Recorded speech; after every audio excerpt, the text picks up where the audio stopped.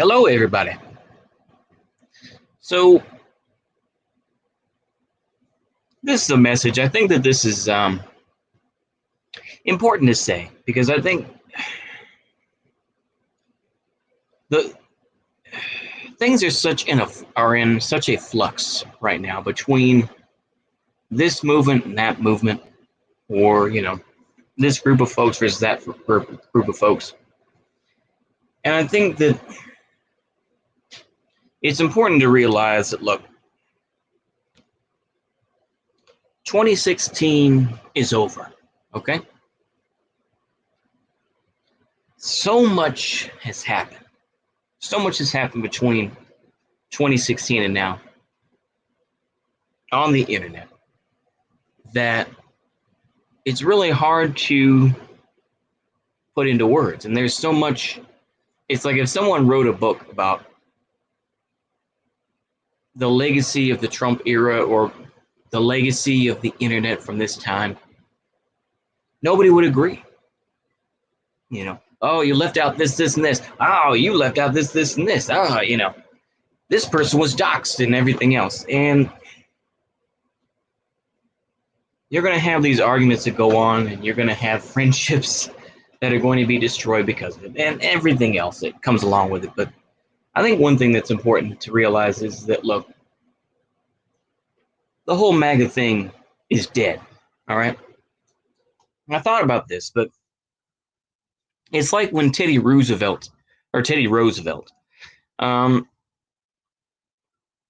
was running for president with the Bull Moose Party and all that business. The thrill was gone, I think a lot of people did realize that. You can say, oh, well, look at all the good things he did. Yeah. Mm-hmm. But the world moved on from that. And we were entering into another era, And we're going to be entering another era now. Arguably, some are going to say we're going to be going back into neoconservatism and, continuing to bomb folks and everything else. And that, arguably Trump wasn't really that different from that whole thing. But people have to realize that we can't just keep doing the same old stuff, You don't want to be like these irrelevant wake nats who have podcasts called The Elders of Zyklon B. They're so edgy, aren't they? So edgy. Oh, so edgy. And I tried to listen to their podcast. Oh my goodness. It was just crapola. Oh my gosh. They're just talking shit about folks. Oh, this guy's got man boobs. Just I always cringe. Anyway, it's ridiculous to think about. It really is. For me, I just think that we had to move on from that time. I would say this to the Nick Fuentes fans, the MAGApeds, even some of the Antifa folks who, keep on using the term alt-right. The alt-right really doesn't exist the same way as it used to. Yeah, those individuals exist, but the organization doesn't. It died in about 2018. People can still use, people, need to move on from it. And you're seeing that. Even Jared Holt has moved on from Right Wing Watch. He's moved on from that. He's joined more of a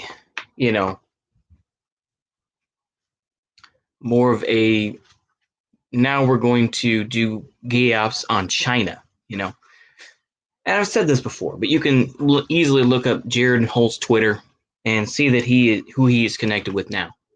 He's connected with folks who do, who would just say, oh, look at how awful China is. Look how awful Russia is, this and that. And it's just excuses for color revolutions because they want power and they don't want any competing forces to American hegemony. But of course, a lot of folks still see Jared Holt as his icon of freedom, and that's fine. And of course, there are probably unironically a lot of left-wing folks who agree with him that Russia and China are the most evil nations. Rah! And it's ridiculous. It is. Being anti-imperialist is part of that, and of course, you know, being anti-imperialist, being anti-colonialist, or whatever the case may be, you would think that destroying Russia and eventually, creating these little states within Russia, it's a form of colonialism. And I know that people are going to say, that's a big brain take. And you're probably right. But I said it. People have to move on from that. People have to move on from Nick Fuentes. This guy doesn't care about you. I don't know what else it will take. But there are going to be a lot of Zoomers who are still out there who still are just like, yeah, AFPAC. AFPAC 2 is coming. Yeah. It's just like, who cares? This guy just wants to make money.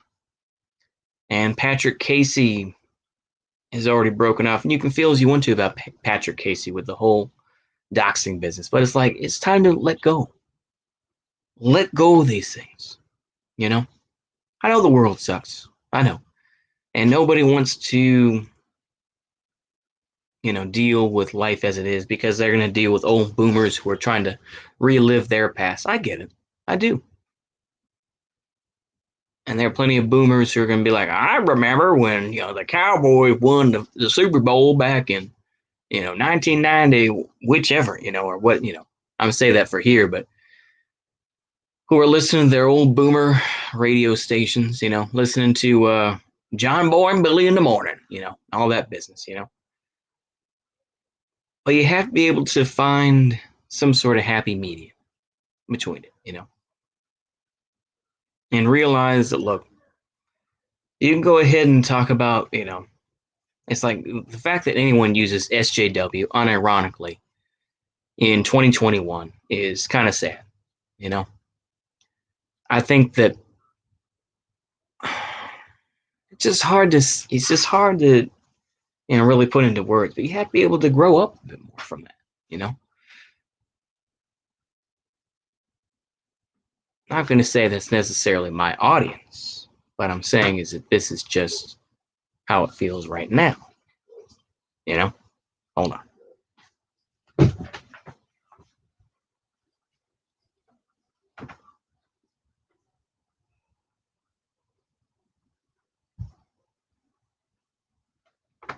Okay. But you have to be able to move past that. You can enjoy it and reminisce for a minute, but don't let it control you. It's the same thing with how nostalgia works today. Nostalgia is a motherfucker. And nostalgia is used to keep people in the loop.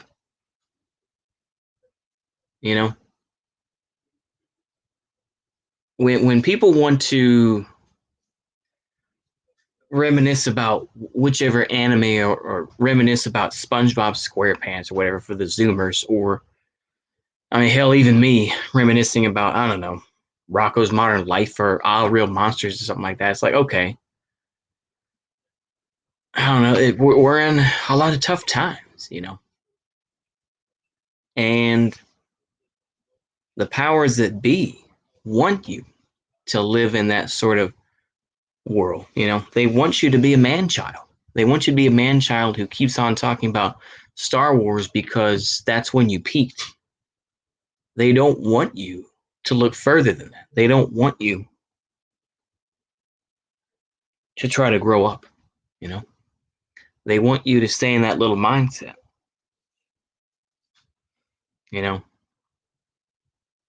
Same thing with the folks who still unironically, very few that there is, who use the echoes and whatnot. Let it go. Let it go. Of course, people use the echoes now. The ones that use echoes now are the Jewish journalists and all that. Like Yair Rosenberg and whatnot. It's like, okay, so the gig's already up, but people have to you have to find a new path. People can go ahead and cope and say, oh, well, Trumpism is the future of the Republican Party. No, no, it isn't. I'm sorry, no. After what happened on January 6th, I know we've been over it so many times, but there is no way that anybody is going to allow any sort of Trumpism to be about, to take power. There's no way, in my opinion, anyway. There's no way. If they even sniff somebody who says America first, come on. It's just like what happened in 2016 is not going to be replicated, not as easily. I'll put it that way. It's like, never say never, but I think that it's not going to be done in the same way as it was. I think people can predict all they want to. And I did kind of make allusions to this on the other video, but when American Johnson was saying, well, the left has predicted all these things and whatnot, it's like, okay, yeah. And he kind of bursts over it by saying, well, there's some things we weren't able to predict, like, Lenin couldn't predict the end of the Soviet Union or this and that, but it's like, that's just kind of way out there in left field. It's like, where the hell does that come from? I think that you can predict societal issues, all you want to, but it's different for on the ground stuff. I'm going to try to push localism more, and I hope to push it more in the future, because I think that localism. I was going to say futurism. Don't worry. I think that localism should become the future of the U.S. Focus on local issues. The national identity doesn't really exist. It's all just kind of the same process sort of nonsense. This is why, Europeans will never see you as one of them. I've seen plenty of Europeans who are just like, yeah, the Americans are retarded, this and that. They're no better than Abos in Australia, this and that. That's, like I say, go ahead. I don't have anything to do with Europe. Most honkies in the US, Canada, or Australia have nothing. Nothing. Sorry. Nothing to do with Europe by this point. Nothing. Europe can cope about all sorts of things, and about their 300-year war, or their War of the Roses and all that. Go ahead. We don't have anything to do with that. Maybe some of our ancestors did, but we have nothing to do with it. And you can go ahead and keep on being angry at us. That's fine. Go ahead. But I would say is that that's one thing that the U.S. needs to learn, that this whole Atlanticism, and I'm going to be very ignorant here, more ignorant than I normally am, is that Atlanticism is a meme, and it always has been. This sort of idea that, oh, well, the U.S. and the Anglos are, it's like, yeah, you could say arguably that the United States is Anglo, and that we are spiritual Anglos, and you're probably right. Probably are, with the Enlightenment and all that sort of thing. But Europe is, and I say European nations, whether it's from Spain, or let's say Portugal, let's say that, yeah, from Portugal all the way to what is called European Russia, are going to do their own thing. And you know what? That's fine. Let them. The United States can break up and do their own thing. This idea that we're going to hold together as one thing just doesn't seem to be realistic. And I know that I've repeated this point before, but I do think that localism and regionalism will be the future. This idea that the United States should all be one thing, No, I just don't believe that. I just don't believe it. I'll be honest with you. I just think that there are so many vast differences, between race and between everything else, is that there's no way that the United States would or should last as one entity. Like I say, I don't believe it. I just don't believe it. And I know, like I say, maybe this is repeating myself from past videos, but I don't believe it. It's time to move on from this idea that somehow we're going to heal America. No, there's no healing. People are angry, people are upset. And I think that as things continue to get worse, and as these electrical grids start to break down, excuse me, excuse me, as the infrastructure breaks down, then these differences will continue to come up, you know? There's no question in my mind anyway. And I would be amazed. I would be amazed if in 20 or 30 years the United States was one entity. I would be genuinely surprised. People can cope all day about the US has been through worse than this, and nah, not like this. Not like this. I think that, you know, whether it's the white versus black versus Asian versus, your Chicano population argument, whether it's whichever, these cannot simply be solved over, legislation, you know, because even if reparations went through, it would never be enough. It will continue to ask for more, and I don't say that as a racial thing or saying being like, oh, well, but, the thing is that these issues will continue to come up. And I just don't think you can make everybody happy. The thing is that, but there's also part of me that knows that the United States, and I've repeated this before and I'll say it again, is great at running their mouths and not doing a damn thing about it. They'll say, oh, it's awful about what's going on with the presidency, but I got to go to work tomorrow, so whatever. And then Americans would rather watch their sports ball or would rather enjoy their margaritas or whatever the case may be than actually get involved with stuff, And to a point, that is the boomer generation. But I think that will also reflect somewhat on the Gen X, millennials, and Zoomers as well, to a point. Probably not to the same degree, but I think that, what's it going to be like when millennials age out and we get into our 70s or 80s? Oh my goodness.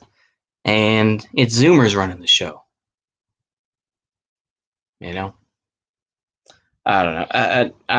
I'm beyond the arguments that people try to give, like, oh, the Zoomers are more conservative, and I don't care. It doesn't matter. So I don't know. It's all just so ridiculous. Yeah, you have to be able to move on from these ideas of,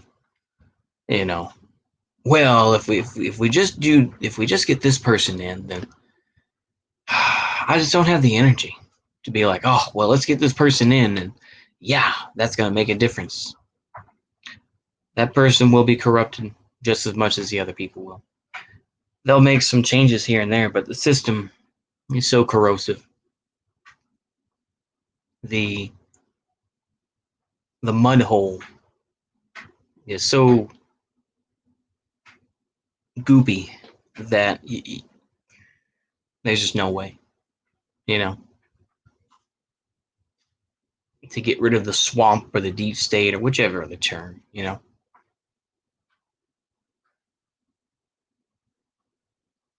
So yeah,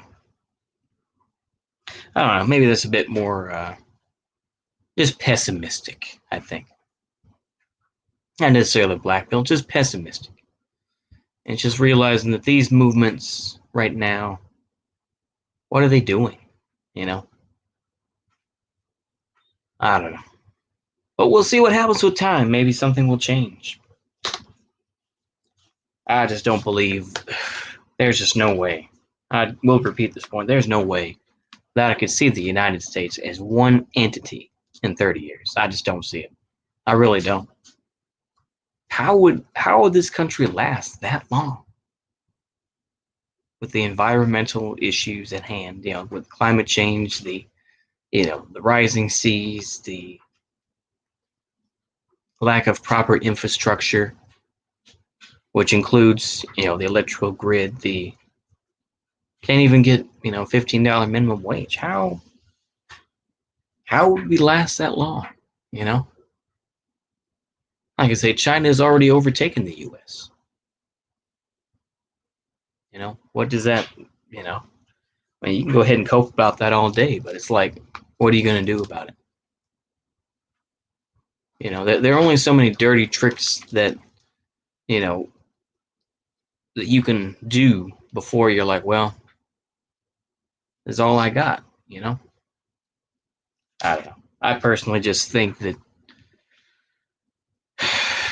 it's going to end more in a whimper more than it will in a roar. I think the United States long ago gave up on roaring, to victory. I think that, now it's all fake and just, being pumped up with steroids at this point. There's no real roar out there. It's just kind of, okay. I don't know. That's all I got. This is very, very long, but I'm going to leave it up as long as it is, and maybe you can glean something from it. Hope y'all enjoy. See you later. Goodbye.